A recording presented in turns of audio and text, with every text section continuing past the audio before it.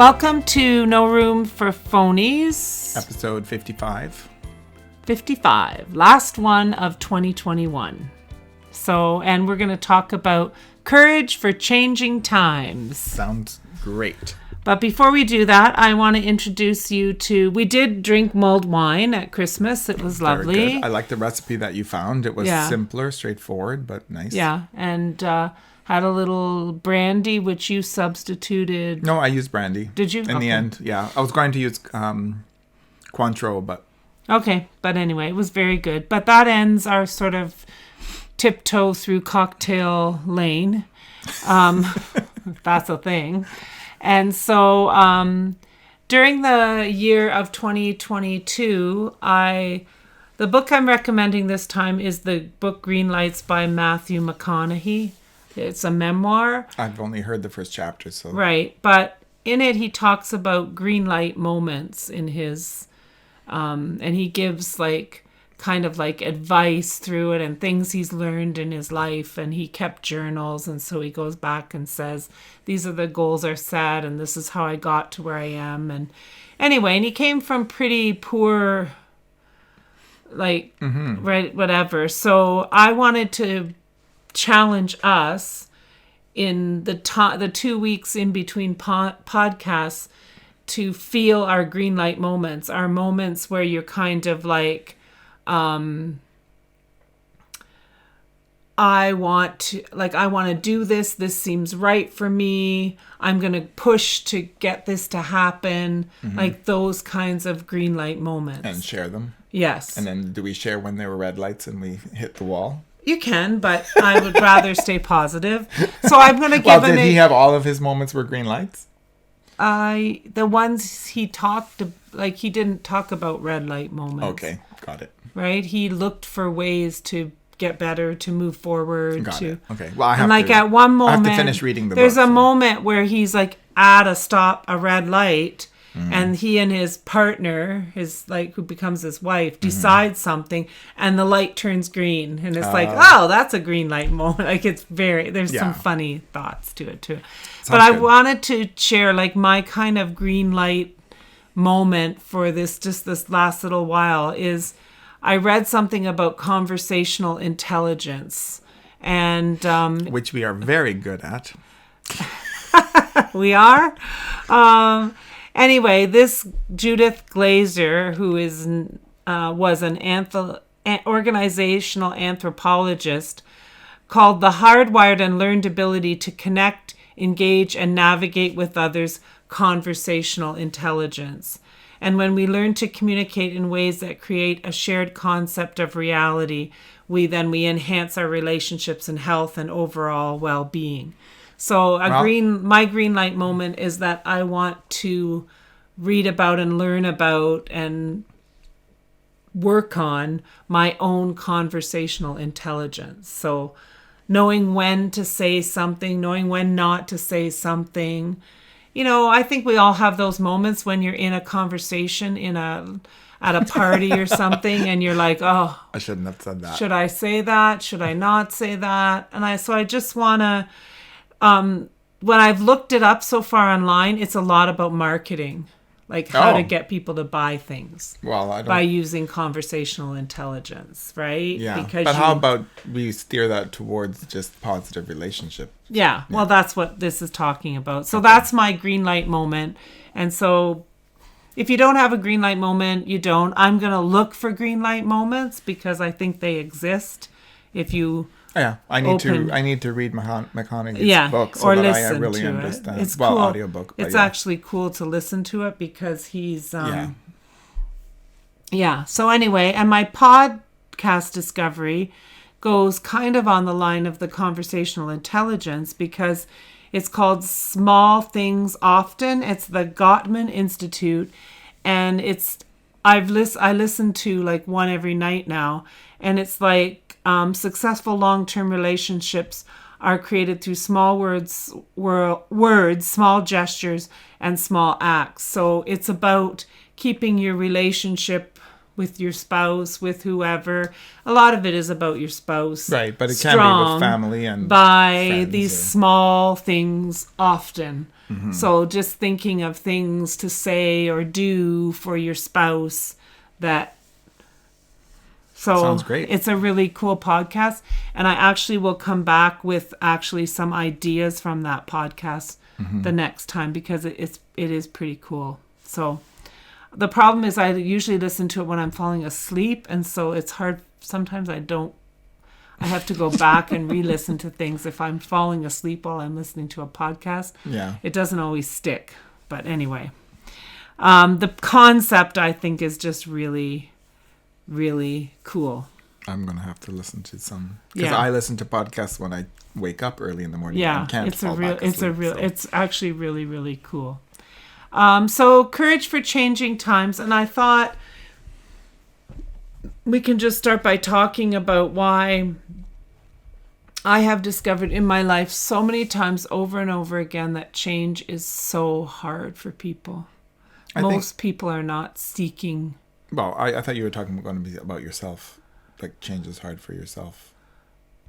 What do you mean? I don't know what you're talking about. You started a sentence. In my life, I thought that change is so hard. And then you said for other people. No, but it is hard for everybody. Yeah. But I have learned to be more flexible and adaptable. Yes.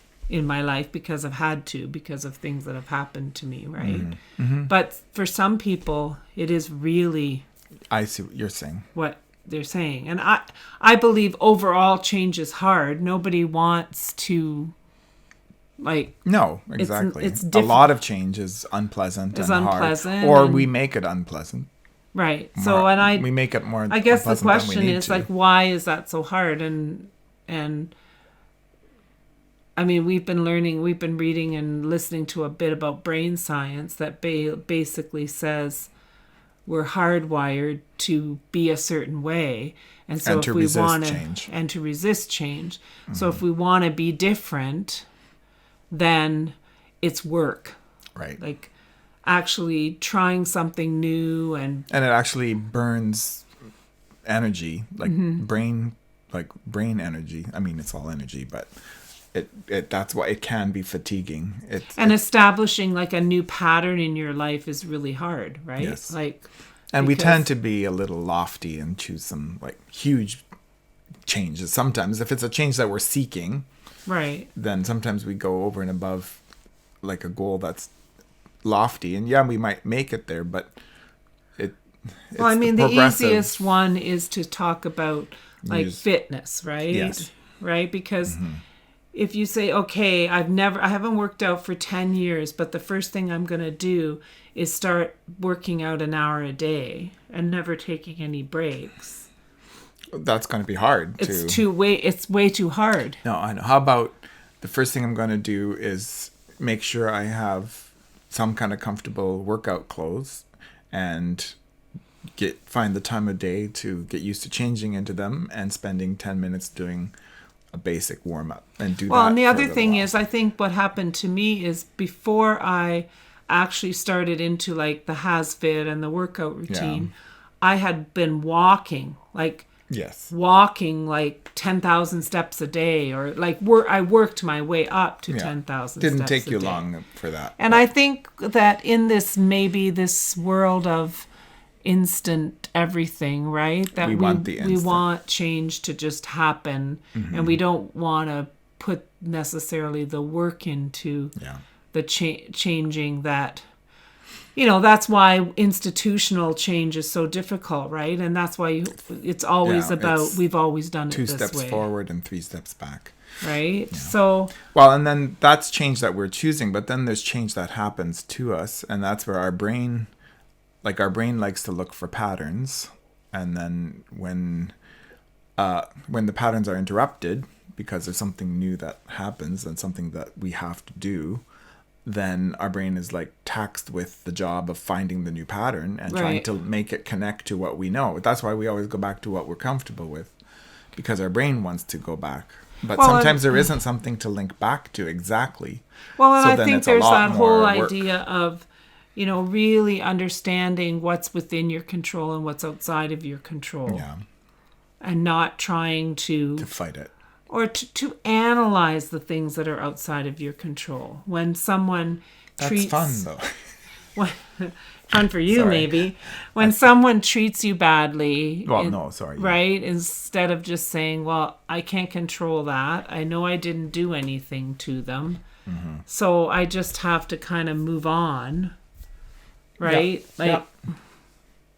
So anyway, and I think what's important for people is like finding balance between risk and uncertainty and control in your life. Right. Like, you have to kind of live in a world where you take a certain amount of risk and that a certain amount of uncertainty is okay, but you also have to balance that with, making decisions that are within your control and I think that change gets easier when we understand more about setting boundaries in our lives.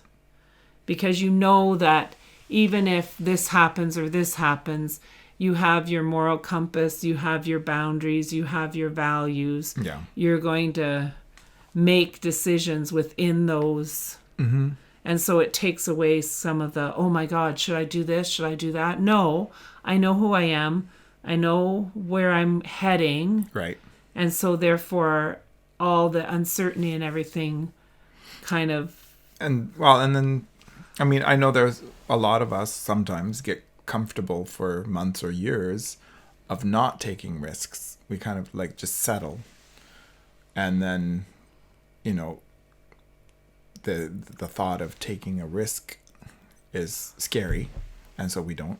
But then in other people, and I would like to think we've been like this our whole life, is always looking for some risk, something to do different, right, something to challenge, to try to put your name out there, to get involved in something, and then if it doesn't work out, oh well, then you just move on, and you know that you are like, because you're you have your own set of like self-worth. You're not thrown by uncertainty. You know that you've got what it takes to kind of... Well, and the other thing I'm thinking about is like I have some values that were a little bit more on the black and white black and white when I was in my 20s and 30s. Yes, and now, I do know that because I lived with them then. So yeah, well, you had some too. Yeah, we all do. But I mean, but anyway, then as I've matured, I see the gray space, and I open, but there's still a core value that hasn't changed. It's more of an openness to a variation maybe on something. Well, and I also think that understanding that learning something new comes with a certain degree of uncertainty. Right. Because you might change your mind about something because you're reading something or listening to something or you might change your mind. Mm-hmm. And so are you okay with changing with the possibility of of changing your mind? I just think that is just part of to me, that's just part of maturity, right? Yeah. Like being set in your ways and thinking you know everything, which is a 20-something kind of a thing, right? And I think there's just a difference between being assertive and aggressive in your in how you deal with life. So assertive is a positive thing. Assertive is positive to me. Aggressive is... No, that's negative. Aggression. Like, I believe this, and I am going to aggressively throw it in your face. But being assertive to me means that I have my core values and my beliefs, and I will not... Like, if backed into a corner where I feel like somebody wants me to do something that's against where my core values are, I will assertively step out and say, I'm not going to do that. Right. I mean... Absolutely. And then if others take that as aggression, that's on them. But just being assertive on its own isn't aggression. Right. Yeah. So, I mean, I'm trying to think of an example of that, like Well, being assertive well, about about things. courageous conversations. Yes, like, this is not, I mean, as a principal, I had to do it all the time, because if I would go into a classroom and things were not working out, I'd have to meet with teachers and say, Yeah. and they could take that as me being aggressive and attacking them, when in fact it was trying to- assertive. And you were trying to build them up. And I mean, my thing was always, this doesn't seem to be working out well, because there was usually a problem, like the Yes. kids were whatever. And Well, so, even how you used to deal with the bullies when you had a bully and a victim together in your office, and how you would have those types of conversations. yes, like, like there's percentage of blame, in a problem. And when someone is actually being a bully, they and can be 100%. Like, yeah, the they victim can doesn't be. have to have No, anything. they could just be 100%. And I mean, part of me thinking about this courage for changing times is all this really difficult stuff that's going on right now about vaccinated and unvaccinated, Yeah. and people who are refusing to get vaccinated, and And how that's and impacting people families. and how that's impacting people being able to interact as families, and and just the world itself. But both sides are feeling it's their core value. Yeah. That's at stake. I will not be told what to do by some higher authority. For some people, is a core value. But I think what I always feel about being assertive or aggressive, or whatever you choose, like however I'm working on being an assertive person, not an aggressive person. But being assertive or aggressive, whatever it ends up coming across as, because I can't control how you take me. Right. That's on me. That's on you. Yeah. It all has consequences, right? Right. So if I assertively feel that I don't want anyone in my home who's not vaccinated, that has consequences for that. I might lose a friendship. I might, have to have an uncomfortable conversation with someone. And the same thing with the person who, like, isn't vaccinated. Like, they have to realize that what their decision also has consequences. Yeah, exactly. And I think that's part of where there's drama in life, right? Because people don't... There's drama and fear. Right? When in the decisions that are being made. Because now you're afraid of what's going to happen.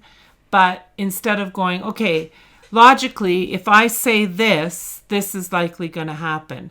And I think that's where some conversational intelligence comes in, right? Because you're like, not everybody that I interact with, but a lot of people that I interact with, I know how what I'm going to say is going to hit them. Yes. And so if they're backing me in, in some instances, there are some people who I will not assertively push my thoughts or opinions or feelings or whatever. It's not a safe place, and I'm not going to push that. And they're not worthy of that. It's not worth worth it. But if they're going to get into a conversation with me and back me into a corner where they're saying this is right and this is right and this is right, I'm not going to just necessarily agree with them. No. So I think that is where the idea of conversational intelligence comes in, because instead of being like you're finding a way to say things that allows you to enhance a relationship rather than having somebody get angry at you. So I think it's hard. Oh, and I think COVID of anything, it's the same. It started with the sort of Donald Trump era of thinking. And now COVID has further divided us, because we've got the people who are now, like, because of the new variant, are wanting to pull back. And we've got other people who aren't. And so respecting each other's decisions and respecting each other's. And then there's the hardness of some not somehow maybe not being able to completely respect somebody's decision not to vaccinate. Right? So, and I'm not trying to start a big vaccination thing here, but I'm just saying that's where drama and fear come into all the decisions that we make. We're afraid of what other people are going to say to us, how it's going to impact them, whatever, instead of sitting back and saying, okay, if I make this decision, these are the possible consequences of that decision. Right. Rather than playing into drama, oh, that person is being mean to me or that person is treating me. No, I decided this, and there's a possibility that some people are going to be really upset. Yeah. Well, and I've met some people who don't want vaccinations, but who are very civil about it. They don't force their views. And when they're around us, like they said, well, we can meet outside and wear masks so that we can at least have a visit. And they're like, is that okay with you? Yeah. So it's not they're pushing their agenda on me. It's like, I do want to stay connected, but this is my... But the drama, drama triangle exists, right? We have the victim, we have the enabler, we have the, like the perpetrator. The perpetrator, like there is, and the person that's trying to rescue the situation, like everybody's playing a role in the drama. So if you step out and just say, no, this is the decision I've made, this is where I'm at. Yeah. And I think it all comes down to the point that having courage for changing times means knowing yourself and coming to terms with who you are, what are your values, what do you believe, how far can you be pushed, and learning, I guess, one of the, I'm skipping a little bit here, but the idea of allowing yourself to hear, not just listen to, but hear a different perspective. Because there are people who... No, they have that. They have their... one perspective. Their blinders on. And I mean, for me, my experience with that has always been in a religious context where there's one way to look at one, or a work context, right? And so it's difficult. The courage comes in managing the people who are having the difficulty with flexibility and disruption, and how do you help people pivot and move forward? Well, and the hard thing is we might not be invited to help them. Right. And I mean, this is but if there are people that you're connected to that you can't disconnect from for like work, it is about managing that relationship. Right, and just kind of saying, well, here's a whole bunch of options that are on the table. Here's a whole bunch of ideas about that. Can we just talk about different ways of approaching? Well, and the difference between you and me, like you've been in the leadership position where I've always been beside somebody. Like if it's at work, you think of, I haven't been somebody's leader, so I'm coaching alongside and prompting people to move forward and pivoting. And I think my most difficult times with changing were when I was changing something that I perceived to be unsafe. It wasn't just like, oh, well, I do things a little differently. No, it was actually unsafe for children. There was safety, and there were liability things involved in it where I had to, and I found that the most difficult to help people embrace that and pivot and move forward. I found that... Well, safety, that comes down to the whole, like, how do you get certain people to ever wear seatbelts or ever wear bicycle helmets? Yeah. Like... And in my case, I mean, I just felt that, like, supervision schedules and wearing vests and carrying walkie-talkies and having EpiPens available on the playground. Like, I think most of the general public who would listen to this podcast would think, oh, yeah, those are no-brainers. Yeah, those are happening. There are just as many, They're not. Just as many people who are unwilling to vaccinate. There are teachers that are saying, oh, no, kids will be kids. We don't have to have walkie-talkies. We don't have to be on that corner of the playground. Yeah, or the cluster of teachers at the front while all the kids are playing across the field. And so those I found the most like you would have thought that was a no-brainer, but then when and then the dilemma sometimes is you have to push for the thing that is the safety thing, but then when you also then go to try to change someone's mind pedagogically, now they're pissed at you because you've made them wear a vest and carry a walkie-talkie, and now they don't even want to engage in the other part. Right. So it's just back goes up, learning goes down. And so that whole idea of perspective. Well, I definitely think we're going to explore a lot more about this conversational intelligence. Yeah. I'm feeling we have some questions here. I'm feeling like we don't have all the answers at all right now. No. And I think one of the things, though... Not that we ever aspire to. No, but I do think that one thing that I am going to use more in my interactions with people when I'm stuck in a corner is to say to them, okay, I'm going to remove myself from this as me, and I'm just going to pretend I'm observing this conversation. Like, I'm going to literally take a totally different perspective on this. Not me. I'm going to be standing outside of this and looking at the two of us and what our conversation. So it's almost like the third party looking down and saying, what. And let's talk about what is really true about the conversation that we're having. Because there's my opinion, there's your opinion, and then there's somewhere in the middle, there's actual reality and what is actually true. Right. And so, seeking truth means that we have to courageously leave behind some of our old thinking about some things and our why change is so hard, our set in our ways feelings about things, and be open to what might be better or different or whatever, right? Yep.